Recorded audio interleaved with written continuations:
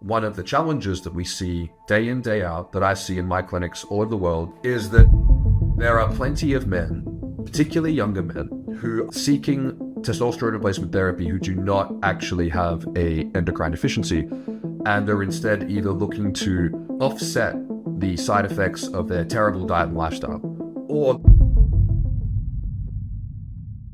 I have a topic today that I was asked to speak on by a colleague, and it is the pushback or blowback that TRT is getting online, based particularly around the rhetoric of younger men using TRT who don't quote unquote need TRT. And it's interesting how the pendulum swings. I am the youngest cranky old man that I know, and I've been in this industry for a while. I've been in this industry longer than most, but not the longest. But I started TRT when I was 25, and I'm almost 33, so coming up 8 years.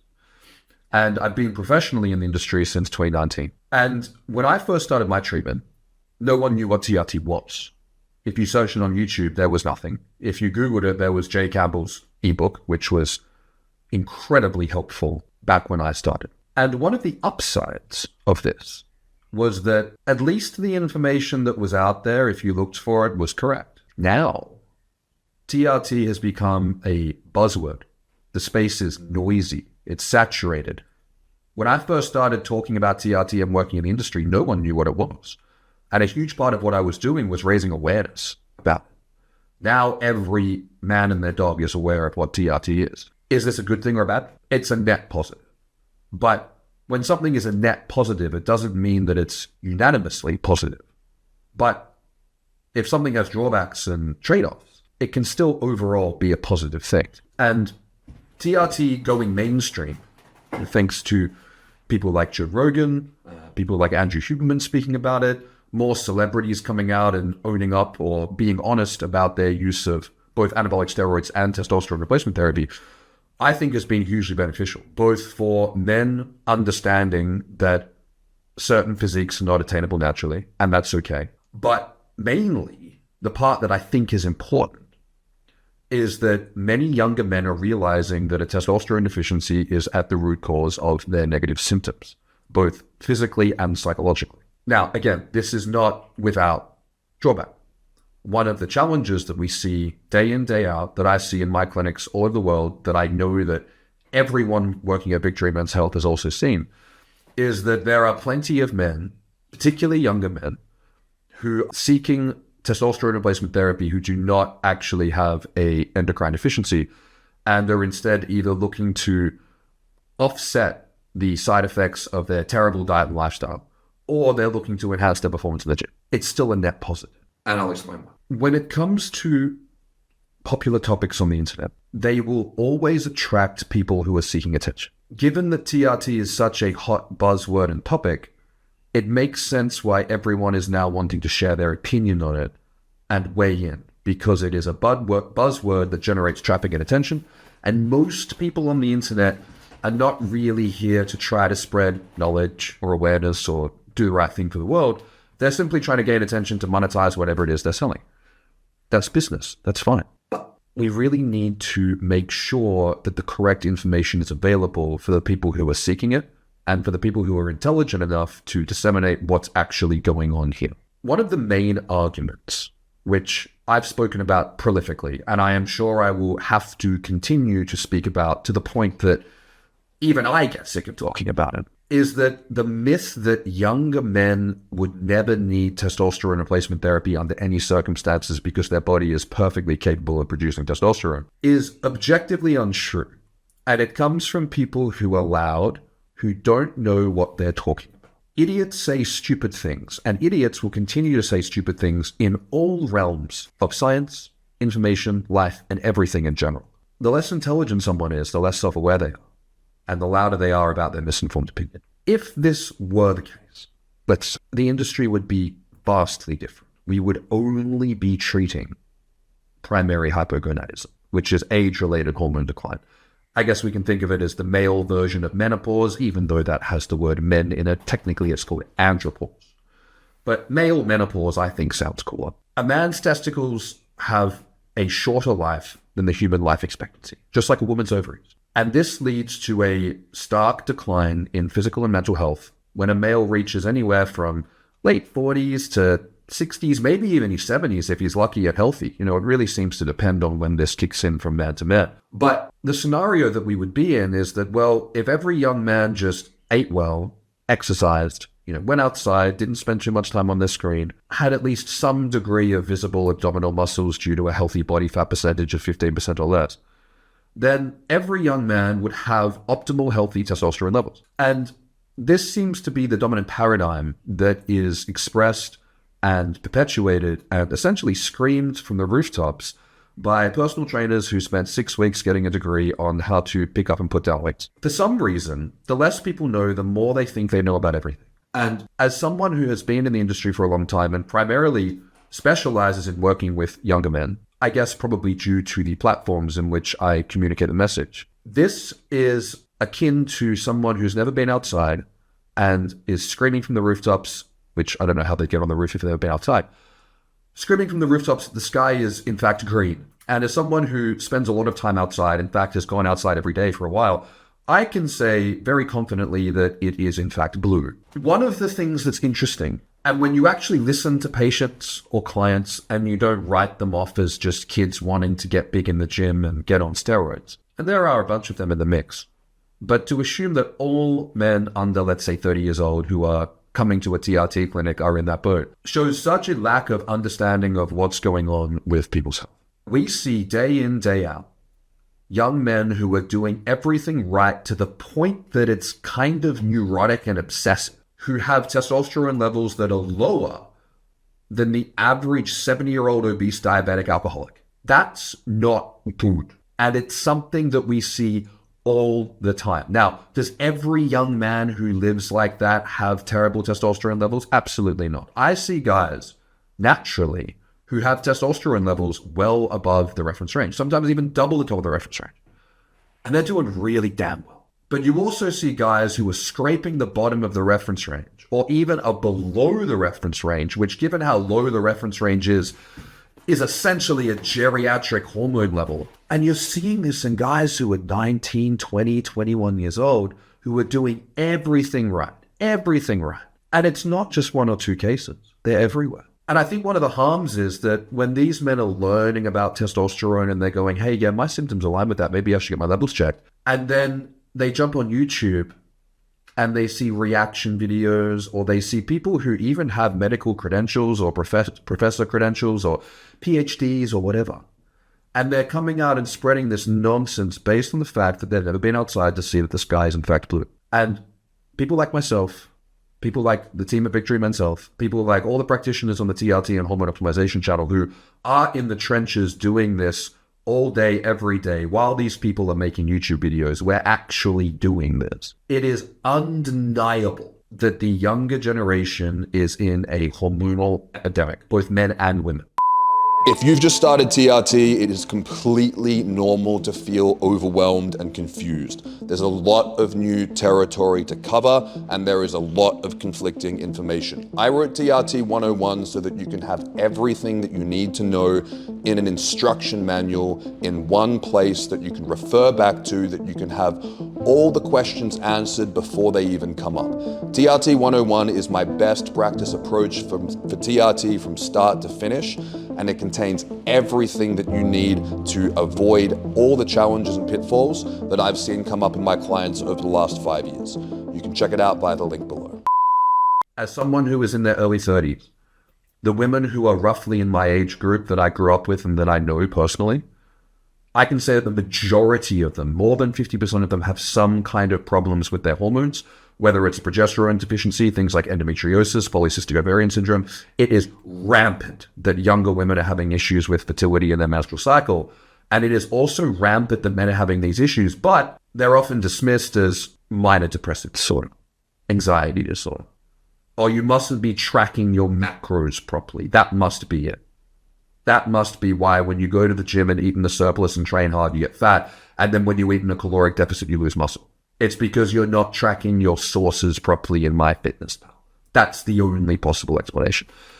And I guess if you only understand a very small part of how everything works, then that's going to be the answer that you're ultimately going to apply because it defends your ego and your belief systems. But it's wrong. Now, at the same time, I think one of the worst things a young person can do is start TRT when they don't need it.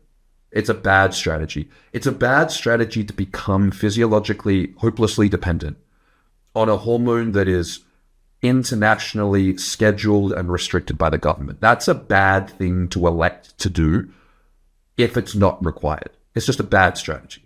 It's kind of like becoming a type 1 diabetic with the testicles, but it's really damn hard to get insulin. And they'll only give you enough insulin just to get you through the month, and then you have to go down at the start of the next month to get enough to just get you through the next month. That's not ideal. But if you actually need it, which many young men do, and the first thing that any practitioner who is worth their salt will do is to look at blood work, look at diet, look at lifestyle, look at other medications, look at the entire system of that individual, both mentally and physically, and say, are these symptoms actually coming from low testosterone, number one? But number two, can the testosterone deficiency be resolved by diet and lifestyle?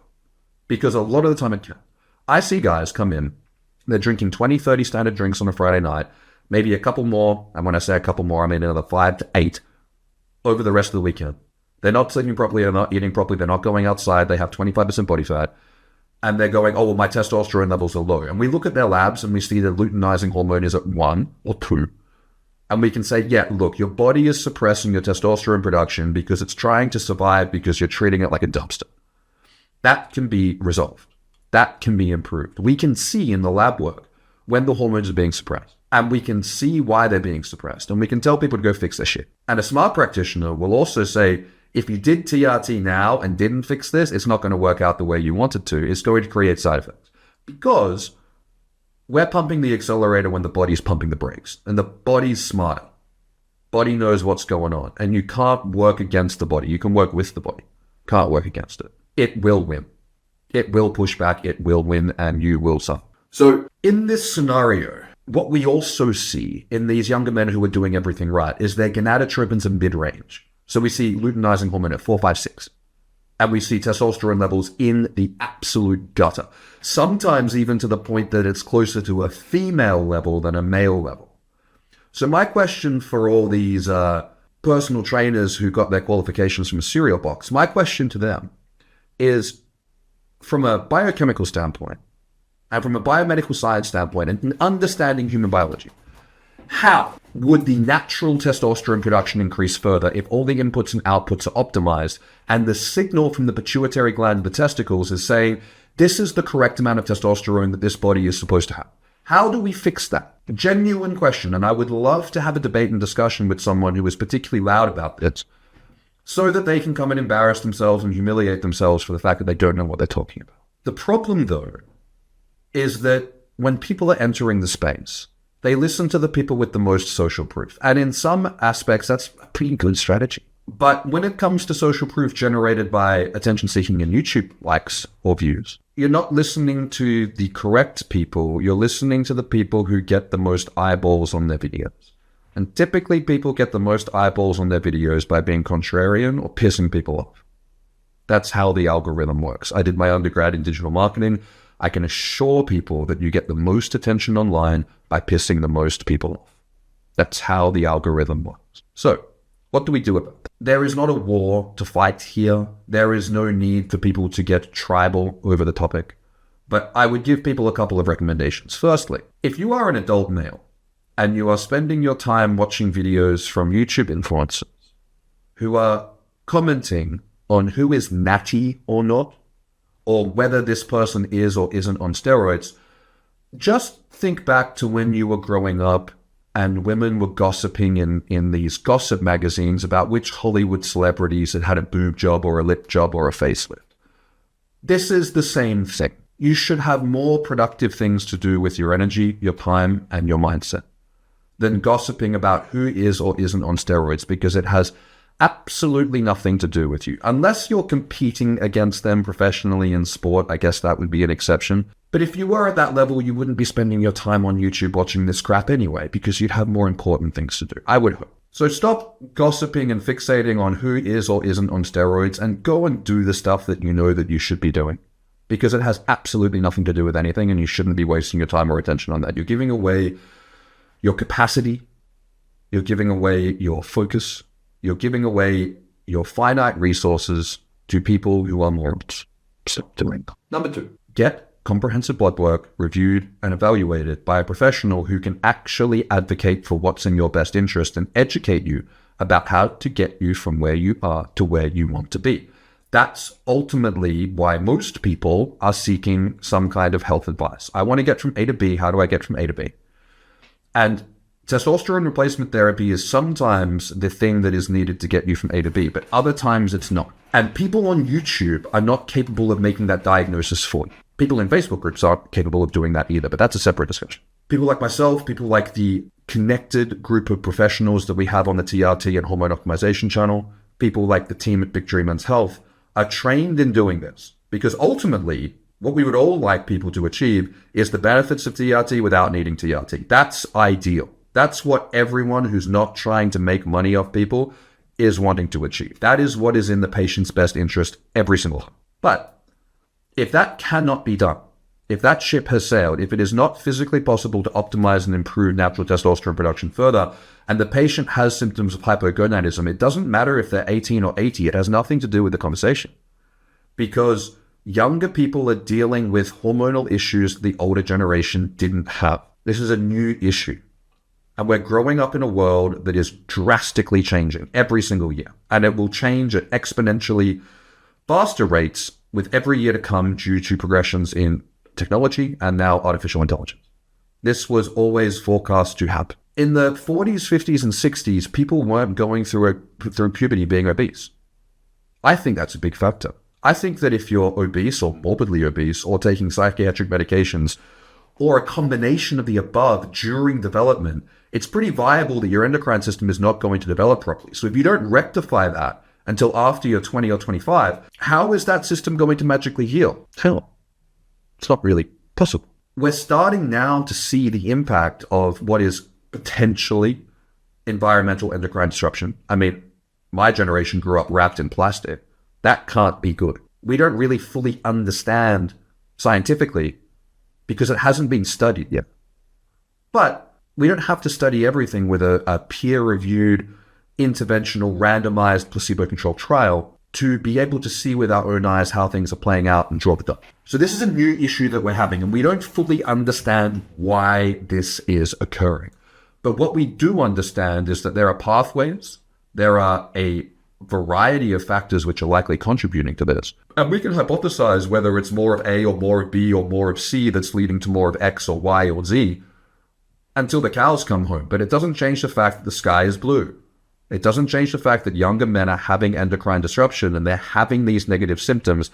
And the most healthful intervention to resolve this, out of all the tools that we have in the Western medical toolbox, is optimizing the bioidentical hormone levels and activity in the body by using bioidentical hormone replacement therapy. So if this resonates, if you are wondering whether your testosterone levels are at the root cause of you not being the man that you want to be, contact Victory Men's Health, have a comprehensive blood test and an informed conversation with your provider about what might be leading to your negative symptoms and whether you would benefit from or whether you need testosterone replacement therapy. Again, whether you are 18 or 80 years old, if you're having these hormone issues when you're young, it is going to completely derail the trajectory of your life.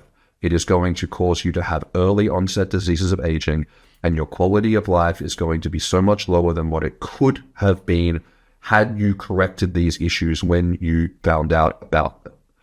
I think it is fantastic that younger men are realizing the importance of testosterone in the body.